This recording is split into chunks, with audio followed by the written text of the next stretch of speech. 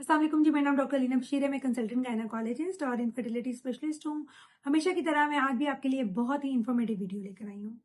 आज की वीडियो में हम जिस टॉपिक पर डिस्कशन करने वाले हैं वो है कि ऐसे कौन सी खुराक होती है जो हमने प्रेगनेंसी में नहीं खानी होती। जब भी खवातीन डॉक्टर के पास जाती हैं तो डॉक्टर उनको ये तो बता देते हैं कि आपने क्या क्या खाना है, लेकिन ये कोई नहीं बताता कि आपने क्या क्या चीज नहीं खानी। तो आज हम ये चीज डिटेल में डिस्कशन करेंगे। अगर आपने अभी तक इस चैनल को सब्सक्राइब नहीं किया तो चैनल को सब्सक्राइब भी करें और इसको आगे शेयर भी करें ताकि मजीद लोगों को भी गाइडेंस मिल सके। हमल में जैसे कि हम पेशेंट्स को बताते हैं कि आप सब कुछ खाएं, आपकी डाइट अच्छी होनी चाहिए, हेल्दी डाइट लें, लेकिन कुछ ऐसे फूड आइटम्स होते हैं जिससे पेशेंट को अवॉइड करना चाहिए। तो उसमें सबसे पहले हम बात करते हैं पपीता और पाइनएप्पल के बारे में। पपीता से रिलेटेड कुछ रिसर्च वर्क है जिसमें ये बताया जाता है कि ये यूट्राइन कॉन्ट्रैक्शन को स्टिमुलेट करते हैं और मिसकैरेजेस कर देते हैं। तो कोशिश करें कि ये प्रेगनेंसी में ना लें।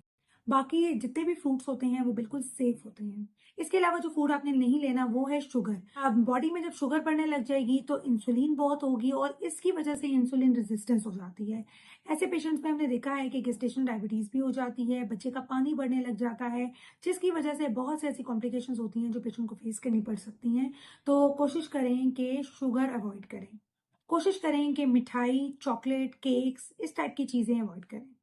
शुगर बढ़ने से आपका वज़न भी बढ़ेगा और उससे भी कॉम्प्लिकेशंस पैदा हो सकती हैं। कोशिश करें कि फाइबर कंटेंट अपनी डाइट में ज़रूर ऐड करें और मैदा आपने बिल्कुल भी नहीं लेना। मैदा भी शुगर की वो फ़ॉर्म होती है जिससे शुगर एकदम से बॉडी में बढ़ती है और इंसुलिन लेवल्स एकदम से बढ़ जाते हैं उस शुगर को कंट्रोल करने के लिए और आहिस्ता-आहिस्ता इंसुलिन रेजिस्टेंस डेवलप हो जाती है। तो सेम कॉम्प्लिकेशन वही डेवलप हो जाती हैं जो आपकी शुगर लेने से होती हैं। नान, खमीरी रोटी और व्हाइट ब्रेड, बन ये आप अवॉइड करें। इसके साथ-साथ आप कोशिश करें कि गंदम की रोटी खा सकते हैं, लेकिन गंदम से भी अच्छी जो चीज़ है वो है जौ का आटा। तो आप कोशिश करें कि वो आप लें। इसके बाद जो स्ट्रीट फूड होता है वो आपने नहीं लेना। स्ट्रीट फूड्स लेने से आप में वर्म इन्फेस्टेशन हो सकती है जिसकी वजह से आप में खून की कमी हो सकती है। तो वो भी कोशिश करें ना लें। घर का बना हुआ फ्रेश खाना खाएँ जिससे आपको किसी किस्म की वर्म इन्फेस्टेशन या बैक्टीरियल इन्फेक्शन नहीं होगा। स्ट्रीट फूड को बनाने के लिए जो ऑयल इस्तेमाल किया जाता है वो प्री हीटेड ऑयल होता है। प्री हीटेड ऑयल आप कोशिश करें घर में भी यूज़ ना करें। प्री हीटेड का मतलब ये होता है कि एक दफ़ा ऑयल में अगर आपने कोई चीज़ फ्राई कर ली है तो उसमें 2 या 3 बार तो आप फ्राइंग कर सकते हैं, लेकिन इससे ज़्यादा ना करें। उसकी वजह ये होती है कि उसमें मल्टीपल एंटीऑक्सीडेंट्स, टॉक्सिन्स पैदा होने लग जाते हैं जो बॉडी के लिए हार्मफुल साबित हो सकते हैं। स्मोकिंग आपने नहीं करनी। ऐसी खवातीन जो स्मोकिंग करती हैं वो भी अवॉइड करें क्योंकि इससे डायरेक्ट बेबी पे असर पड़ता है। बेबी का वेट कम होने लग जाता है, प्लेसेंटल एब्रप्शन के रिस्क बढ़ जाते हैं। तो आपने स्मोकिंग भी क्विट कर देनी है। अगर आप अल्कोहल एडिक्ट हैं तो कोशिश करें कि वो भी अवॉइड करें क्योंकि अल्कोहल भी डायरेक्ट बेबी पे असर डालता है, उसकी ग्रोथ मुतासिर होती है और इस किस्म के और भी बहुत से प्रॉब्लम्स बेबी फेस करता है जिसको हम अल्कोहलिक सिंड्रोम भी बोलते हैं। बहुत ज़्यादा स्पाइसी फूड या ऑयली चीज़ें, जंक फूड इसको अवॉइड करें। इससे आपका स्टमक भी अपसेट होगा और जैसे-जैसे प्रेगनेंसी एडवांस करती है, बेबी का प्रेशर स्टमक पे पड़ता है, तो ये मसले बढ़ते चले जाते हैं।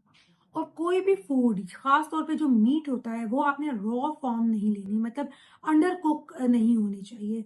उसमें बहुत से बैक्टीरियाज़ होते हैं जो ग्रो करते हैं, जिसकी वजह से आपको मल्टीपल इन्फेक्शंस भी हो सकते हैं। अगर आप अपनी प्रेगनेंसी हेल्दी चाहते हैं और आप चाहते हैं कि बेबी की ग्रोथ भी बिल्कुल नॉर्मल हो, तो कोशिश करें कि हेल्दी डाइट लें, फ्लूइड इनटेक ज़्यादा से ज़्यादा रखें, अपनी डाइट में फाइबर कंटेंट का इस्तेमाल ज़्यादा रखें। इसके साथ अगर कोई भी आप फ्रूट्स या वेजिटेबल यूज़ करते हैं, तो कोशिश करें उनको अच्छी तरह वॉश करके यूज़ करें। अगर आप इस तरह की डाइट रखेंगे, तो आपकी अपनी सेहत भी अच्छी रहेगी और बेबी भी सेहतमंद रहेगा।